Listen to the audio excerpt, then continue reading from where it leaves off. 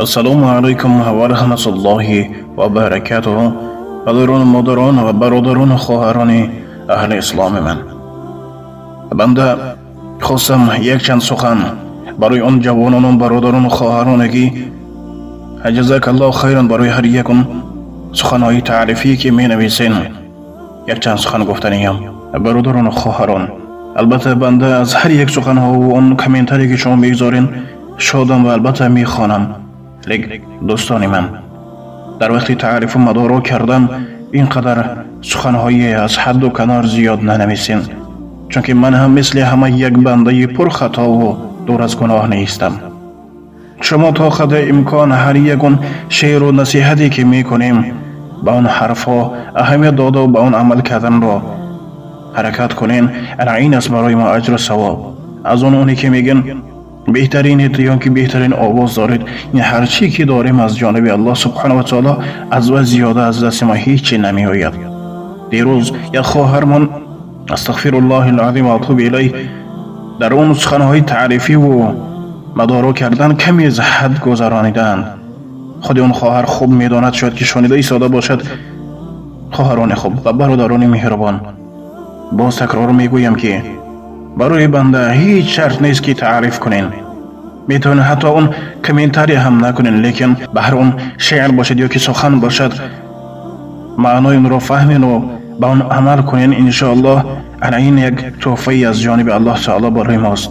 برای اون انسان هایی که نه ایمان دارند و نه عقل سواد دارند و سخن قبیح می نویسند، ما هیچ گپ نداریم. چون که در یک قوم مردم هست که سگها وکاس میزنند لیکن کاروان رفتن میگرد، یعنی که راه خود را دوام میدهد. پس به حرمت خداوند باز تکرار میکنم که دوستان من، برای هر یک سخن و دعای خیرتون جزاکم الله خیر، از اون زیاده را الله سبحانه و تعالی برای شما نصیب روزی گرداند. لیکن التماس هیچ وقت تعریف و مدار شرط نیست. تعریف را از حد نگذارونین، فقط دعا کنین خلاص، دیگر هیچ شرط نیست. شما بهترین فلان دیگر این شرط نیست. من از هیچ یکی شما فرق ندارم. فقط یگانه کاری که ما میکنیم یک مصرع ها و اون سخن ها و اون حکایت را به سمع شما میرسانیم خلاص. بس به حرمت خداوند از اون سخن های تعریفی خودتان خودداری کنین و فقط دعا کنین. فقط دعا، دیگه هیچ کاری از شما طلب نداریم. چون که بهترین یک کاری خیلی که یک مسلمان برای دیگر مسلمان بکند این دعای خیر در حق یک برادر یا که خواهر است. دیروز همون تعریفی خواهر را خوانده استغفر الله به یک تنم به لرزش در آمد. تا این درجه مردم بی سوادانه مثلا که یک سخن می نویسند. الله تعالی اون خواهر را و من که اون را خواندم برای نیز مغفرت کند و از فکر و خطا، از گمانهای خطا همه ما و شما را دور گرداند.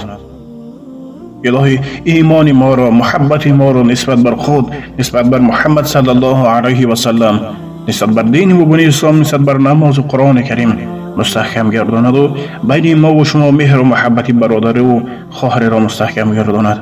و در رابطه خود بسیار برادران شکایت از آن میکنند که برادر امید رحمت درباره زنهای خیانتکار یک چند سخن کنین. برادران خوب، پیش از آن که به زنها یک شکایت میکنن، اول ما مردان اگر از یک کاری خطا، از یک راه شیطانی دور باشیم، برای مثال در کوچه دختر را میبینیم میگن واه این دختر را ببین، یا که فلان دیگر سخنهای قبیح مینویسین، این است یک خطاگی ما و شما که از طرف زنها جواب میآید.